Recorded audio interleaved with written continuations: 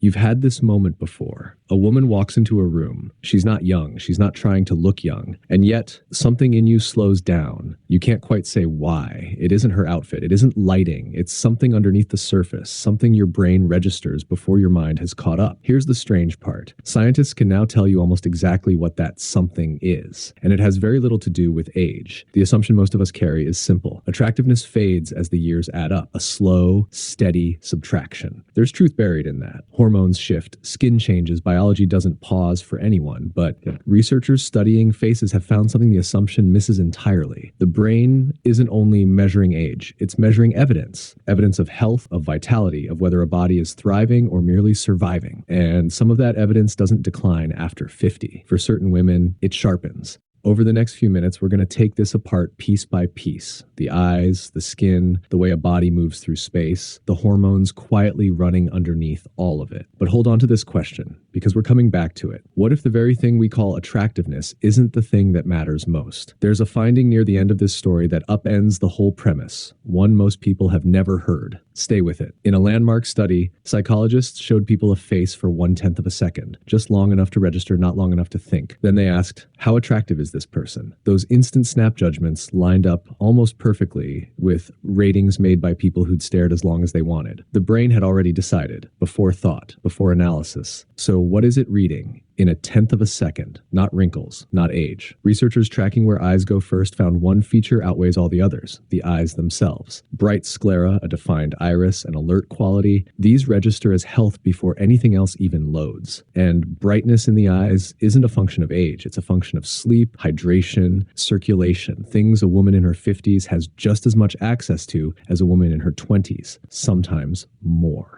After menopause, estrogen, the hormone responsible for maintaining collagen and skin hydration, drops sharply. In the first 5 years alone, women can lose somewhere between 30 and 50% of their dermal collagen. That's not a small number. It's real and it's documented. But here's the detail almost nobody mentions. When researchers tested what observers actually respond to, it wasn't wrinkle depth, it was color. In one study, adding a subtle golden tone to skin, the kind that comes from a diet rich in vegetables, raised attractiveness ratings more than digitally erasing wrinkles did. Read that again. Tone beat texture. Radiance beat smoothness. The brain isn't scanning for youth. It's scanning for evidence that the body underneath is working well. A few lines on luminous, even-toned skin will consistently outscore flawless skin that looks tired and gray. Two things shift dramatically after 50 that have nothing to do with the face at all. The first is posture. Muscle mass declines roughly 0.5% to 1% a year past 50. Left unaddressed, the spine curves forward, the shoulders fold in. Decades of research link an open, upright posture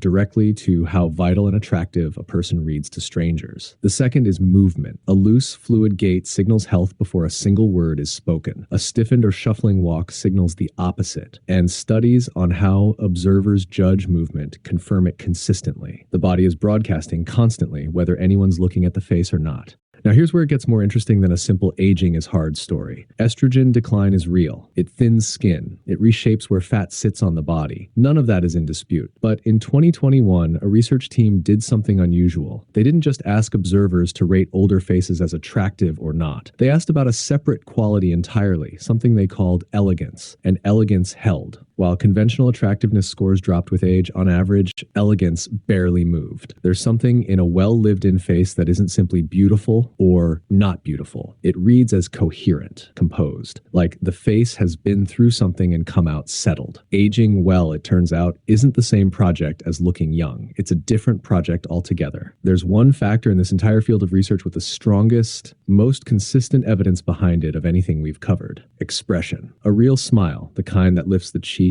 and creases the eyes, raises attractiveness ratings in every age group, in study after study, across cultures. It is about as close to settled science as psychology gets. And underneath it sits something called the halo effect. People who come across as warm, stable, and self-assured are rated as more attractive even by total strangers with no other information at all. That confidence isn't a performance. It correlates with measurable measurable shifts in serotonin, in oxytocin, in how the body manages stress. It shows in posture, in eye contact, in the pace of a person's voice. And some women build more of it after 50 than they ever had at 25. Now, the finding we promised earlier. In 2019, researchers studying a group of older adults tracked something unexpected. They measured how old each face was perceived to be, and separately how attractive. Then they tracked who lived longer. Perceived age predicted mortality. Each additional year a face looked older than its owner's actual age came with a measurably higher risk of death. But attractiveness on its own didn't predict survival at all. Not once perceived age was accounted for. In other words, being rated beautiful wasn't the signal. Looking biologically vital was. The brain wasn't ever really asking, is this person beautiful? It was asking, in some older, more primitive language, is this person thriving? So when a woman in her 50s or 60s stops a room, it isn't a trick of lighting, and it isn't an exception to aging. It's a body and a face reporting, honestly, that the systems underneath are working. Sleep, movement, steadiness, presence. It was never youth the brain was drawn to. It was evidence of life, still fully running. There's probably a woman you thought of the moment this video started, someone with exactly that quality. What do you think it actually was in her? The eyes, the way she moved, something you'd struggle to put into words? Say it in the comments. I don't think most of us have ever had the right language for it until now.